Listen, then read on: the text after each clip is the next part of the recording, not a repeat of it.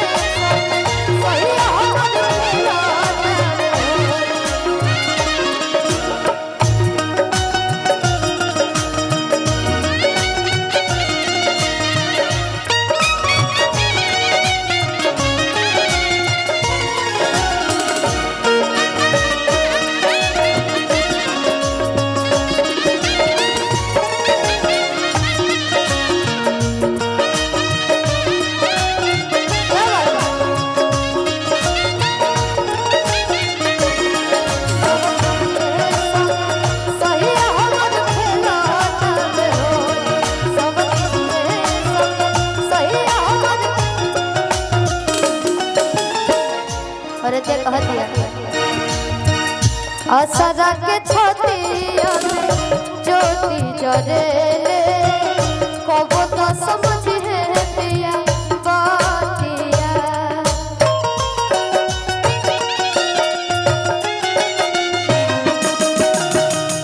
कबहू बिसरत नहीं रहले सजना सोझे गुजरस दिनो रातिया। याद में उनके डूबल रही, याद में उनके डूबल रही, मन करे कि जाके डोली। सवतिनिये संगे सहिया हमर खेला होली। सवतिनिये राजा हमर खेला होली।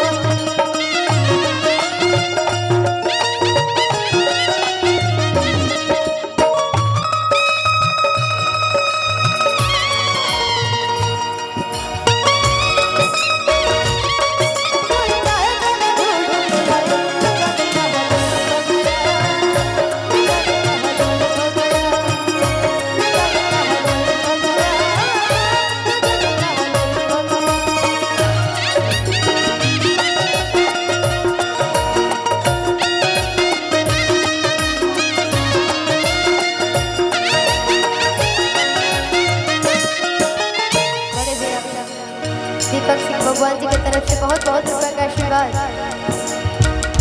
औरतें कहा दिया दीपक भैया की तरफ से बहुत बहुत रुपए का आशीर्वाद। और तरीका लाल गुलाब पूछो तारे हमसे कब तक करोगे इंतजार रे।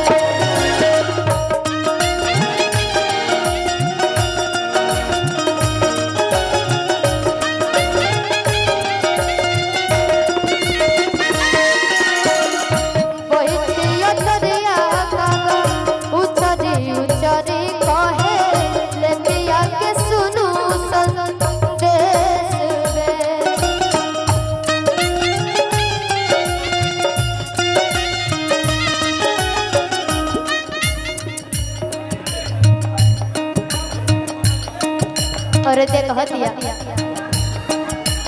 हो तो भजर सूरज से पूछे, हो तो भजर सूरज से पूछे, तू ही कहा कैसे हम बोली। सवतिनिये संगे सवतिनिये संगे राजा हमर खेला तवे होली सब दिए संग सहिया हमर खेला तवे होली सब हम बज से लड़ना सब हम बज से लड़ना बेली से छोड़ी सब दिए सब सब दिए सहिया हमर खेला तवे सब दिए राजा हमर खेला तवे सब दिए सहिया हमर खेला तवे। अच्छा लगल है बार आशीर्वाद के रूप में ताली बजा दीजिए। होली में बड़ा अच्छा लगल प्रणाम करी। अरे की कन्हैया घरे ओह चली रे गुइया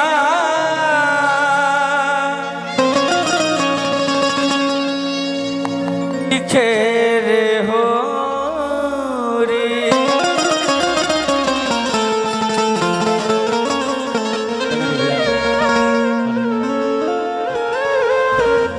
क्षमा कीजिएगा, मुझे पता नहीं था कि हमारे गुरुजी ग्रीन रूम में मौजूद हैं।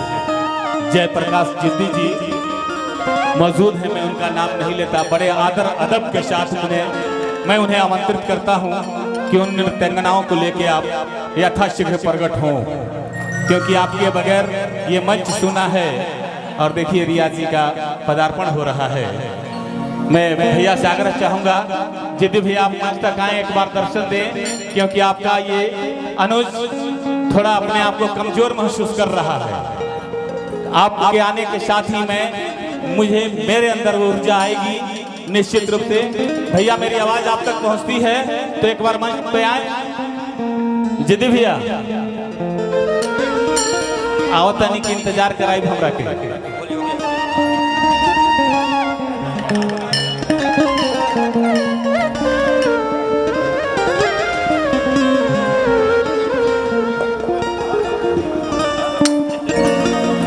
अरे नमस्कार भैया, सुतल बनी क्या होता नहीं।